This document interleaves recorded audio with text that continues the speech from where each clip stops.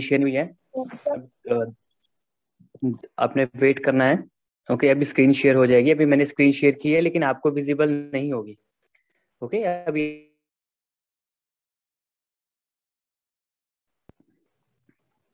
Okay. सो Vanshika 1192। Yes sir. हाँ वंशिका, आपने message किया था कि आपकी लाइट नहीं है। सर अभी आ गई है। हाँ ओके, इट्स ओके। तो आपने रीडिंग स्टार्ट करनी है with page number 53 and topic is dissatisfaction among peasants in sepoys and other sections. हाँ ओके, सो स्टार्ट रीडिंग। और सभी स्टूडेंट्स का कैमरा ऑन होगा, किसी सर भी आप स्कूल में स्टूडेंट हो? का कैमरा सर आप ऑफ नहीं स्कूल होना में चाहिए। हाँ नहीं बेटा, स्कूल में नहीं हूँ। ओके, तो हो? किसी भी स्टूडेंट का कैमरा ऑफ नहीं होना चाहिए, सभी अपना कैमरा ऑन रखेंगे। हाँ, so Vanshika start. Yes, sir.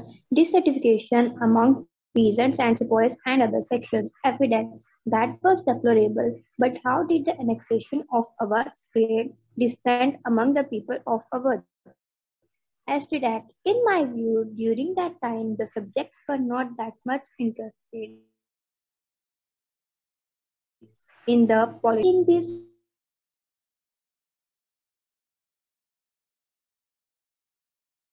was an extreme case where dissent grew in other quarters as well. The economic exploitation of the country by the British through the introduction of new land revenue systems and the destruction of traditional regimes, handicraft and other industries left the entire country impoverished. The peasants, artisans, handicraftsmen, and zamindars resented this form of revenue collection. Many peasants who were unable to pay taxes lost their land to traders and moneylenders. Many zamindars also lost their zamindari as they also could not meet the high revenue demands of the company. The peasant and artisans, on the other hand, were so impoverished that 12 major and minor famines raged throughout the country between 1770 and 1857. The educated Indian middle class was also getting increasingly annoyed and agitated with the laws and reforms passed by the company. The administrative setup of the British was such that the well-paid and higher administrative jobs went only to the Europeans and the Indians got only the low-paid jobs, despite being educated and equally qualified. Many artists, artisans, musicians, religious preachers, and parishes lost royal patronage and their livelihood. The Indian sepoys who were recruited in patronage the and company. Their livelihood. हाँ okay Vanshika. Yes, okay yes, Vanshika. sir. Okay, so next is Shivam Dhadwal 1961। और बेटा camera किसी का भी of नहीं होना चाहिए, सभी अपना कैमरा ऑन रखेंगे। हाँ, so Shivam Dhadwal 1961, same same paragraph read करना है आपने। शिवम धड़वाल। सर कौन सा वाला? बेटा पेज नंबर 53 स्टार्टिंग से रीड करना है। 53 सर। फ्रॉम द 19 ओ चुप हो जाओ यार सर। फ्रॉम द 19th बेटा कहाँ से century। डिस्टरबेंस हो रही है ये शिवम? कहाँ से डिस्टरबेंस हो रही है ये? हाँ सर आपने ये मैं रीड करना स्कूल है में from page number 53। from the 19th century onwards the British capture बेटा many यहाँ से रीड नहीं करने है, सेकंड पैराग्राफ। ओके, जो यहाँ पे आपको जो टॉपिक आपको शो हो रहा है dissatisfaction among peasants and sepoys, यहाँ से स्टार्टिंग से रीड करना है। A case in point was the Battle of Succession in Jhansi and Kanpur. Rani Lakshmibai of Jhansi requested the company to recognize her adopted son as the lega here after the death of her husband and adopted son of Peshwar Baji Ron to Nana Saab of Kanpur also asked the British government to continue giving him his father sir screen share नहीं हो रही है। Sir आप दोबारा से screen share कर दोगे? his father's death. The company turned down these requests which sir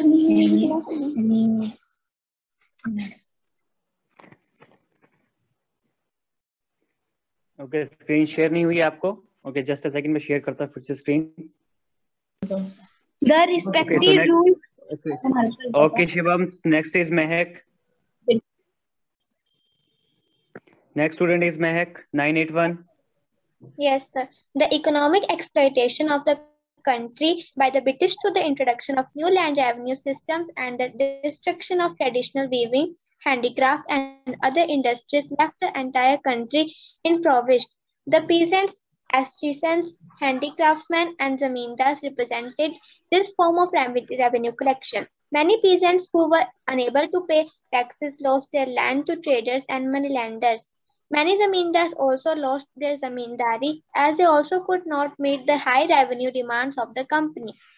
The peasants and the artisans, on the other hand, were so impoverished that 12 major and minor famines raged throughout the country between 1770 and 1857. The educated Indian middle class was also getting increasingly annoyed and agitated with the laws and reforms passed by the company.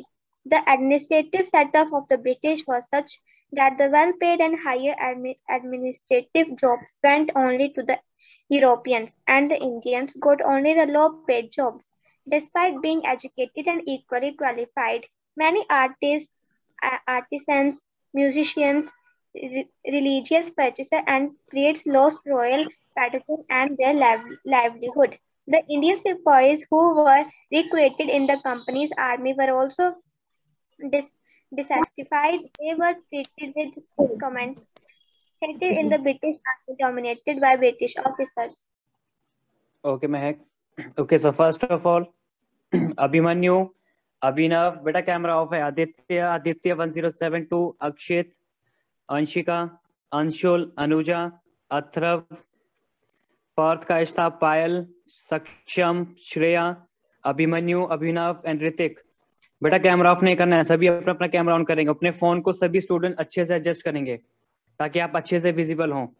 सिर्फ आपके घरों की छत नहीं दिखनी चाहिए कि phone नीचे बेड पे रखा और ऊपर से देख रहे हैं। सभी अपने फोन को अच्छे एडजस्ट करेंगे, सभी अपने सामने रखेंगे, सभी करेंगे वन बाय वन। आदित्य आपका कैमरा भी ऑफ है, अपना कैमरा ऑन करें आदित्य।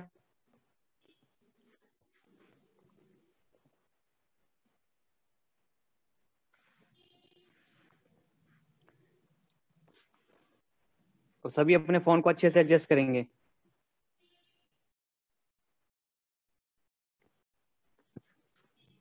ओके सो हम स्टार्ट करते हैं विद दिस टॉपिक।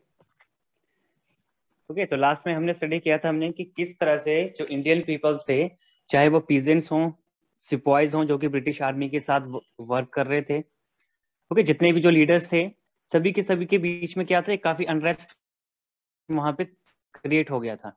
क्यों? क्योंकि उनकी जो पॉलिसीज ऐसी, जो ब्रिटिश थे, जो कंपनीज थे, उनकी पॉलिसीज ही ऐसी थी कि बाय हुक या बाय क्रुक हमने कुछ भी करके इस टेरिटरी को अपने कंट्रोल में लेना है हमने, ताकि हम वहां से ज्यादा हम प्रॉफिट अर्न कर सके। तो जो उनकी पॉलिसीज थी, जो लास्ट में डिस्कस की थी, paramountcy policy, subsidiary alliance and doctrine of lapse. Okay तो इनसे क्या हुआ कि इनसे जो पीपल्स थे, इंडियन सिटीजन थे, इनके बीच में काफी अनरेस्ट वहां पे क्रिएट हुआ। वहां पे उनकी पॉलिसीज ही ऐसी थी उनकी, जो कि सभी को डिस्क्रिमिनेट करती थी। ओके तो ये टॉपिक उसी पे ही बेस्ड है कि dissatisfaction among peasant and sipahis and other sections and also other sections peoples. So the economic exploitation of the country by the British through the introduction of new land revenue system। क्योंकि जब इन्होंने new land revenue system वहां पे generate किया था, तो उन्होंने क्या किया था, जब नया लैंड रेवेन्यू सिस्टम वो लेकर आए थे, तो उन्होंने की जो उनकी टैक्स रेट थी वो काफी इंक्रीज थी, काफी हाई रखी थी उन्होंने, कि चाहे आपके एरिया में चाहे फेमाइन है या ड्रॉट है, हमें इससे कुछ लेना देना नहीं है। हमने क्या करना है, हमको बस रेवेन्यू से मतलब है। आप चाहे आप कहीं से भी दो, चाहे आप अपने लैंड को सेल करो या उसे लोन पे रखो, उसे हमें बस इतना रेवेन्यू हमने वहां से लेना ही लेना है हमने। ओके सो जो ये लैंड रेवेन्यू सिस्टम था, इससे क्या हुआ, इससे जो destruction of traditional weaving, handicraft and other industries left the entire country impoverished. Okay तो जितनी जो ये जो फैक्ट्रीज थी, लाइक ट्रेडिशनल वीविंग, ओके देखो वीविंग का मीन्स है कि जो आप अपने हैंड से मेक करते हैं। ओके मीन्स कि आप जो जैसे आपकी मम्मा घर में अगर स्वेटर बुनती है, ओके तो उसे हम वीविंग कहते हैं। ओके, जैसे बुनाई का जो वर्क होता है उसे हम वीविंग कहते हैं। ओके, सो ट्रेडिशनल वीविंग, हैंडीक्राफ्ट जो हाथों से द्वारा वर्क किया जाता है, जो क्राफ्ट बनाया जाता है, लाइक ओके, जो पहले हम घरों में जो मैट यूज करते थे हम, आजकल तो काफी सब मशीन से ही आते हैं, लेकिन पहले था वो हैंड से बनाते थे उन्हें, हम उसे हैंडीक्राफ्ट में इंक्लूड करते हैं, जो कि घरों में आप मैट बिछाते हैं आप अपनी फ्लोर में। And also other industries left the entire country impoverished. The peasants, artisans, handicraftsmen, zamindar resented this form of revenue collection. Many peasants who were unable to pay tax lost their land to traders and moneylenders. Okay, तो जो peasants थे जो कि tax पे नहीं कर सकते थे, तो जो टैक्स पे नहीं करते तो क्या होता था कि जो भी उनके पास जो सिक्योरिटी उनके पास होती थी, चाहे वो लैंड हो या फिर उनकी कोई फैक्ट्री हो या फिर जो मनी लैंडर्स हो। ओके, तो मनी क्या हुआ कि जो ट्रेडर्स थे उन्होंने अपना लैंड को लॉस्ट कर दिया, and also money lenders. So many zamindars also lost their zamindari as they also could not meet the high revenue demands of the company. देखो, तो आप खुद देखो, आपकी इतने सारे उनके हाई रेवेन्यू रेट हैं ब्रिटिश कंपनी के हैं, और साथ ही ये है कि चाहे हमारे लैंड पे चाहे फेमाइन आए, चाहे ड्राउट आए, जैसी भी कोई नेचुरल डिजास्टर आए, हमें इससे कुछ नहीं लेना है। हमने जो रेट फिक्स किया है रेवेन्यू का, हमें उतना ही चाहिए, हमें चाहे आप कहीं से भी पे करो आप। ओके, तो इससे क्या हुआ कि जो पीपल्स थे, जो अदर सेक्शन के सोसाइटी के जो पीपल्स थे ना, काफी अनरेस्ट हुआ। क्यों? क्योंकि देखो इतने सारी हाई रेट था, वो बेयर ही नहीं कर सकते थे वो। तो उन्होंने क्या किया, उन्होंने बेचारों ने अपना जो लैंड था, लैंड को उन्होंने गिरवी रखा वहां पे, जो उनकी जमीन थी, कईयों ने गिरवी रखा, कईयों ने अपनी जमीन को बेच दिया वहां पे। जो उनकी फैक्ट्रीज थी उन्होंने बेच दिया, जो छोटी मोटी फैक्ट्री चलाते थे, जो कि लघु उद्योग कहते हैं जिन्हें, जो कि एमएसएमई सेक्टर में आते हैं वो। Okay, middle and small sectors में। तो जो ये छोटे छोटे जो वर्कर्स थे, जो कि हैंडीक्राफ्ट का वर्क करते थे, वीविंग का वर्क करते थे, तो इतने टैक्स रेट था कि उनकी जो वर्क था वो बिल्कुल ही टोटली वहां पे डिमिनिश्ड हो गया वो। क्यों? क्योंकि उनके रेट इतनी हाई थी, उनके रेवेन्यू जो रेट था वो काफी हाई थे वो। So the peasants and artisans, on the other hand, were so impoverished that 12 major and minor famines raged throughout the country between 1770 and 1857. Means कि 1770 से लेकर 1856 तक वहां पे 12 मेजर एंड माइनर फेमाइंस वहां पे लैंड पे आ जाते हैं वहां पे। लेकिन ब्रिटिश को इससे कोई फर्क नहीं पड़ता, वो अपने रेट में कोई चेंजेस नहीं करते हैं। So the educated Indian middle class was also getting increasingly annoyed and agitating with the laws and reforms passed by the company. Okay, तो देखो सिर्फ इतना ही नहीं था कि जो पीसेंट्स थे, जो स्मॉल फार्मर्स थे, जो स्मॉल फैक्ट्री चलाते थे, कि उन्हीं पे इम्पैक्ट किया जो ब्रिटिश की जो पॉलिसीज थी। इवन की जो इंडियन के जो एजुकेटेड पीपल्स थे उन्हें भी काफी फर्क, क्योंकि जो ब्रिटिश थे उनके लॉज ही इस तरह के बनाए गए थे, जो उनके लॉज थे, जो उन्होंने रिफॉर्म किया उन्होंने, कि काफी वो डिस्क्रिमिनेट करने वाले थे। The administrative setup of the British was such that the well-paid higher administrative jobs went only to the Europeans. कि जो काफी हाईली पेड जो जॉब्स थी वो सिर्फ यूरोपियंस को ही दी जाती थी, वहां पे इंडियंस को नहीं दी जाती थी।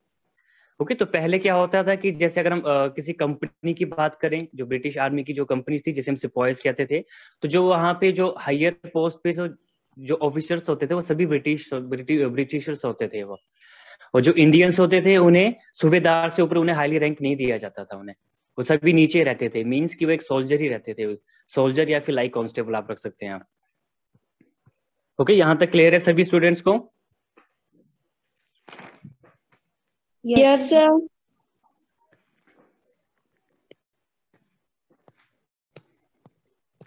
And the Indians got only the low paid jobs, कि जो इंडियंस थे उन्हें सिर्फ लो पेड की जॉब ही दी जाती थी, उन्हें हायर रैंक पे कभी भी उन्हें अपॉइंट नहीं किया जाता था।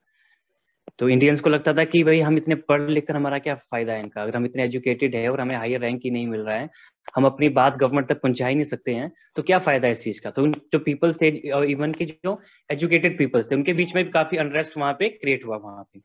So many artist, artisans, musicians, religious preachers, price lost royal patronage and their livelihood. Okay, तो जो उनका रॉयल पैट्रोनेज था वो सभी वहां पे लूज करते हैं। मींस कि अगर हिंदी में कहें सिंपल वर्ड्स में, कि जो पीपल्स का जो अच्छा खासा नाम होता है, कि उनका जो नाम था वहां पे खराब हो गया वो। Okay, lost royal patronage and their livelihood, जो उनकी लाइवलीहुड था उस पर भी काफी इफेक्ट पड़ा। So the Indian sepoys who were recruited in the company army were also dissatisfied. They were treated with contempt and hatred in the British army dominated by the British officers. Okay, तो जो Indian सिपाहीज थे जो कि companies army में recruit किए जाते थे वो भी डिससेटिस्फाइड थे। क्यों? क्योंकि देखो, एक तो मैंने आपको बता दिया था कि वो जो ब्रिटिश थे वो हमेशा हाईली रैंक पे रहते थे, जो इंडियंस थे उन्हें कभी भी हाई रैंक नहीं दिया जाता था। तो जो ब्रिटिश ऑफिसर्स थे हमेशा उन्हें डिस्क्रिमिनेट करते थे, जो इंडियन सिपाहीज थे जो लो रैंक पे थे। They were treated with contempt and hatred in the British army dominated by the British officers. जो ब्रिटिश ऑफिसर्स है हमेशा उन्हें डिस्क्रिमिनेट करते थे उन्हें.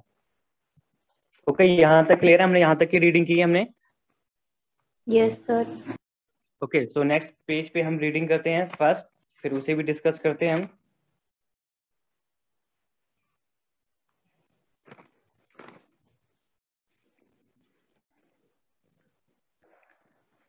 ओके, तो फर्स्ट मैं स्क्रीन शेयर करता हूँ आपसे. ओके, यहाँ तक क्लियर है सभी स्टूडेंट्स को? किसी स्टूडेंट को डाउट है? किसी को क्लियर नहीं हुआ टॉपिक? ओके, सो स्टार्ट करते हैं with this one on page number 54. So Anandi, sorry Anandi, no Ananya 2833. Ananya Yes, sir. 2833. Yes, sir. आपने रीड करना है on page number 54. Yes, sir. Even through these sepoys were as good Sepoys. as the British counterparts, they were paid less and had almost little or not prospects of professional growth. No Indian sepoy could rise higher than the rank of the subedars, with a maximum salary of only 70 to 80 rupees a month. The British also forced these spears to go against their caste and religious affiliation. During that time, it was believed that if people went across seas, they would lose their caste and regions. So when in 1824, these reports were of the 14th regiment of Barkpur refused to go to Barrackpore refused to go to Burma through the sea route. Through they were ready to follow the land route. The company officials got encouraged. The regiment was disbalanced. Officials got enraged. Okay, officials got enraged. The regiment was displayed. Did the spoils were punished? Okay, Ananya. Yes. Ananya, okay. So next, Anandi Vasudeva 1211. बेटा इसी topic का last paragraph. The regiment was disband. Okay, यहाँ से read करना है. Okay Anandi, so start. Anandi आपका mic नहीं connected है. So okay, Samar Kumar 3265. Samar Kumar 3265. Samar. Okay, Bhavna Sharma 1069. Yes, sir. The regiment was disbanded, the spoils were punished and hanged. To suppress the issue further, a law was passed in 1856 that every sepoy who took employment with the company had to agree to go overseas if required, and no foreign service allowance.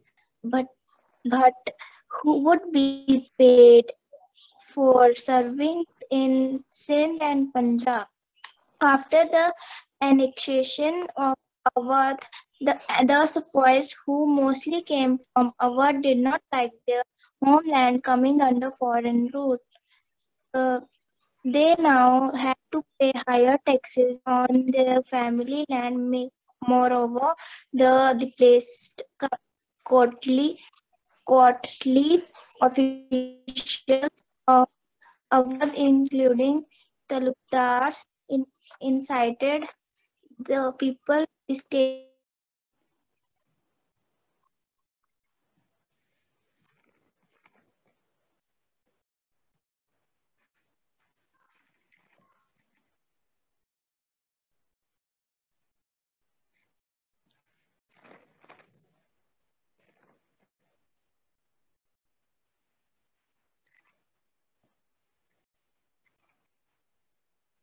Yes.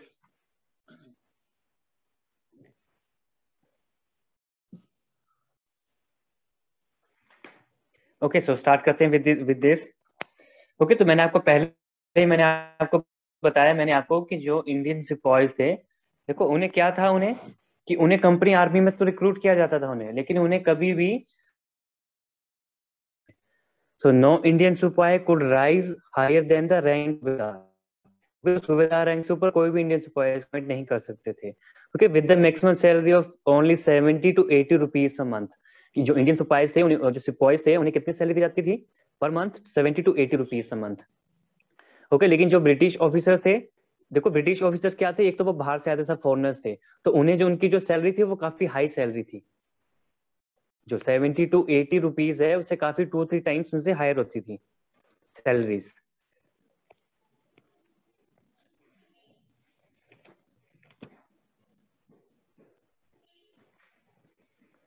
So even though the sepoys were as good as their British counterparts, means देखो इस line का means है कि जो Indian सिपाहीज थे वो जो British के जो ऑफिसर्स थे उनसे काफी अच्छे थे वो. ओके, इन आर्मी के जब बात करेंगे हम तो उनसे काफी अच्छी सिचुएशन को वो हैंडल करते थे ब्रिटिश काउंटरपार्ट से, लेकिन फिर भी उनकी जो पे सैलरी थी काफी लेस सैलरी होती थी and had almost little or no prospects of professional growth. Okay, professional growth means इतनी सैलरी थी उनकी, साथ ही में उनकी जो प्रोफेशनल ग्रोथ थी, मीन जो प्रोफेशनल जो इंक्रीमेंट मिलता है वो भी नहीं था वहां पे, एंड ऑल्सो वहां पे उनको उन्हें प्रमोशंस भी नहीं मिलती थी उन्हें. So the British also forced the sepoys to go against their caste and religious affiliations. तो ब्रिटिश क्या थे, वो सिपाहीज, इंडियन सिपाहीज को वहां पे फोर्स भी करते थे अपनी कास्ट और रिलीजियस की related. So during that time it was believed that if the people went across seas they would lose their caste and religion. Okay, तो उस टाइम क्या था, उस टाइम ये मान्यता थी उस टाइम कि अगर आप अपने देश को छोड़कर किसी और बाहर देश में जाएंगे थ्रू सीज के थ्रू, अगर आप जाएंगे, देखो उस टाइम एयर रूट तो था नहीं उस टाइम. ओके, तो मैक्सिमम जितने भी थे वो सी रूट से ही जाते थे उस टाइम. तो ये मान्यता थी, ये बिलीव करते थे पीपल्स कि अगर हम अपनी कंट्री को छोड़ के दूसरी कंट्री में जाएंगे बाय सी से, तो क्या है कि जो हमारी कास्ट और जो रिलीजन है वो पीछे रह जाएगा, वो कि हमें अपनी कास्ट और रिलीजन को छोड़ना पड़ेगा यहाँ पे. Okay, so when in 1824 the sepoys of the 47th Regiment of Barrackpore refused to go to Burma through the sea route, they were ready to follow the land route. The company officers got enraged. Okay, तो उस time क्या होता है 1824 में, क्या होता है कि जो 47th रेजिमेंट होती है बैरकपुर की, तो वहां पे बर्मा जाने के लिए वो मना कर देते हैं कि हम सी रूट से नहीं जाएंगे. हाँ, हम लैंड रूट से जा सकते हैं हम, लेकिन हम सी रूट से नहीं जाएंगे. ओके, लेकिन कंपनी वाले वो कहते हैं, जो कंपनी आर्मी से ऑफिसर्स थे वो कहते हैं कि नहीं, आपको जाना ही पड़ेगा यहीं से आपको. ओके, तो क्या करते हैं कि वो सब मना कर देते हैं जितने इंडियन सिपाही थे. तो कंपनी क्या करती है, कंपनी उस रेजिमेंट को बैन कर देती है कि आपने हमारी बात तो मानी नहीं है, तो इससे अच्छा कि हम आपको बैन कर दें. तो सिपाहीज वर पनिश्ड एंड हैंग्ड. तो जो सिपाहीज थे जो उन्होंने ब्रिटिश की बात नहीं मानी थी, तो क्या करते हैं, उन्हें पनिश भी करते हैं और उन्हें हैंग कर देते हैं, उन्हें फांसी दे देते हैं उन्हें. To suppress this issue further, a law was passed in 1857 that every sipahi who took employment with the company had to agree to go overseas if required, and no foreign services allowance bharta would be paid for serving in Sindh and Punjab. I am audible to you students? सभी को clear है मेरा sound? Yes, sir. Okay? हाँ, okay.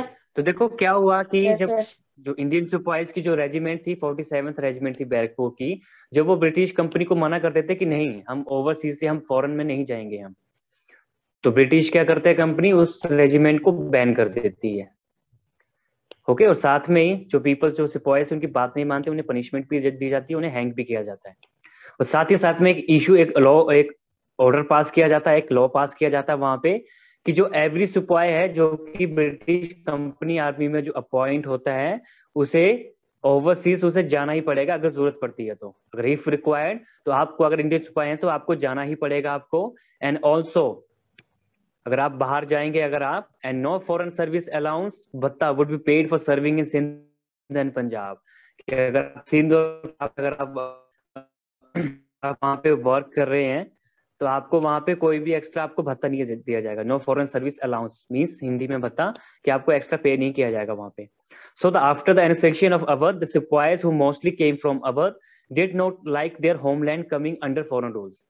Okay तो जो अवध का annexation हो, जैसे अवध को अपने कंट्रोल में कर लेते हैं जब कंपनी वाले, तो जो सिपाही थे जो कि सभी अवध से थे, जो मैक्सिमम जो अवध से थे, तो उन्हें बिल्कुल भी पसंद नहीं आता कि एक हमारा लैंड है जो कि फॉरेन रूल के अंडर में कंट्रोल हो गया है, मींस कि जो ब्रिटिश ने अपने कंट्रोल में ले लिया इसको।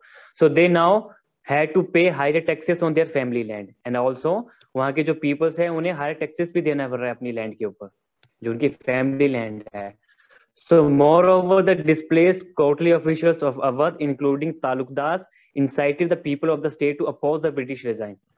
Okay, तो वहां पे जो तालुकदार थे एंड जो डिस्प्लेस्ड कोर्ट ऑफिशियल्स थे अवध के, जो जिन्हें हटा दिया गया था, जो अवध किंगडम के जो ऑफिशियल्स थे जिन्हें हटा दिया गया था कोर्ट से, तो वो तालुकदार से वो सभी क्या करते हैं, वो अपोज करते हैं इस ब्रिटिश रिजाइम को, कि हमें नहीं चाहिए ब्रिटिश का रूल यहाँ पे, क्योंकि आपने हमारा जो फैमिली लैंड है उसे ऑक्युपाई कर लिया आपने जबरदस्ती से आपने। ओके तो यहाँ तक क्लियर है। देखो इससे क्या है कि इससे ये कंडीशंस दी गई हैं कि किन किन रीजन से जो इंडियन सिपाहीज थे, जो पीजेंट्स थे, and also other section society से किस तरह से उनके बीच में काफी अनरेस्ट वहां पे क्रिएट हो रहा था, जो कि डिससैटिस्फैक्शन भी हम कह सकते हैं। ओके कि वो जो ब्रिटिश जो रूल था उससे बिल्कुल भी वहां पे खुश नहीं थे वो, क्योंकि इनकी जो टैक्स रेट इतने हाई है और अपनी मर्जी से लॉ पास करते हैं, जो कि मैक्सिमम चाहे वो इंडियन सिपाहीज हो, मीन्स ये था कि जितने भी इंडियन पीपल से उनको वहां पे डिस्क्रिमिनेट किया जाता था वहां पे। ओके सो यहाँ तक क्लियर है सभी स्टूडेंट्स को? Yes sir. Okay all of students, सिर्फ 2 ही स्टूडेंट्स यस सर करें, बाकी स्टूडेंट्स सभी को क्लियर है यहाँ तक? Yes sir. Yes sir. Yes sir. इसी में लास्ट टॉपिक है reactions to the so called reforms. Okay तो इसे हम एक बार रीड कर लेते हैं इसे, फिर उसका आपकी अटेंडेंस होगी, उसके बाद फिर टाइम बचेगा तो हम ये भी हम क्लियर कर लेंगे। Okay so reactions to the so called reforms. Okay कि इतनी सारी जो कंडीशंस थी, इतने सारे जो अनरेस्ट जो पीपल के बीच में क्रिएट हुआ था, तो उसका रिएक्शन क्या हुआ, कैसे रिफॉर्म्स वहां पे आए वहां पे। ओके और ब्रिटिश ने भी क्या वहां पे ऐसे मेजर्स वहां पे टेकन किए वहां पे, जो कि जो पीपल्स के बीच में जो अनरेस्ट वहां पे क्रिएट हो रहा था उसे थोड़ा बहुत वो कम कर सकें वो। Okay, so reactions to the so-called reforms.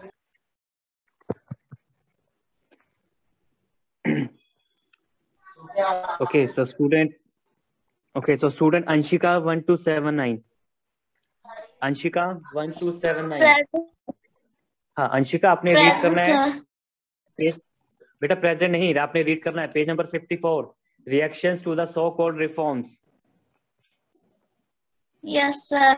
Reaction to the so-called reforms drill that because many of these reforms introduced by the British government must have annoyed the common masses. Colonial yes, the Indians regarded the British as foreigners, always skeptical of these policies. As did they oppose the reforms, even if they were humanitarian in nature. For example, the abolition of sati, various measures taken by the various measures taken by the British through humanitarians in nature hurt the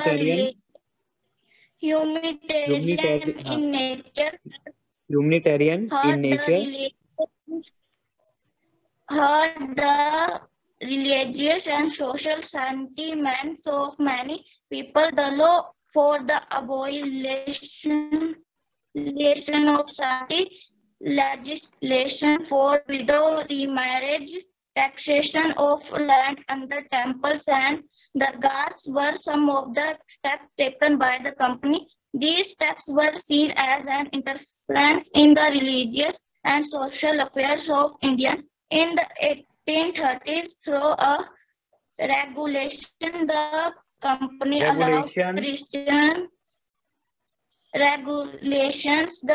allowed Christian missionaries to work freely and even own land and property. Another regulation in 1815 enabled a person who had converted into Christianity to inherit ancestral property. The missionaries actively propagated their religions, patronized by the British company officials. These actions were viewed by many Indians as an Pattern. open attack and release and their traditional way of Actions were life. viewed by many Indians as an open attack on their customs and religion and their traditional way of life. Okay, so first of all, student name Aditya. Student name Aditya, जिसने सिर्फ अपने नाम में Aditya right किया है, yellow colour Aditya. Camera भी of है। बेटा कितनी बार कहा है कि अपने कैमरा ऑफ नहीं करने हैं। अब देखते हैं कि टीचर की नजर हटी नहीं और सभी कैमरा ऑफ करके बैठ जाते हैं। ओके, तो कैमरा ऑफ नहीं करना है किसी ने भी। कितनी बार रिपीट किया जाए? आदित्य, अक्षित 1722, अथर्व, हर्ष कौंडल, माधव, सक्षम, शाश्वत, श्रेया। बेटा कैमरा ऑफ है, सभी अपने अपने कैमरा ऑन करेंगे।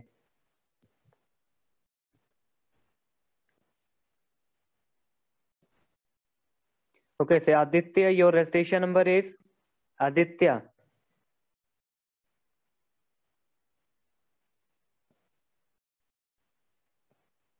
Okay, तो आपकी अटेंडेंस ले लेते हैं। Okay, Aditya, your फिर से रिपीट करना है। Aditya, your registration number? Sir, 3256. हाँ, 3250. 56. Okay, 3256.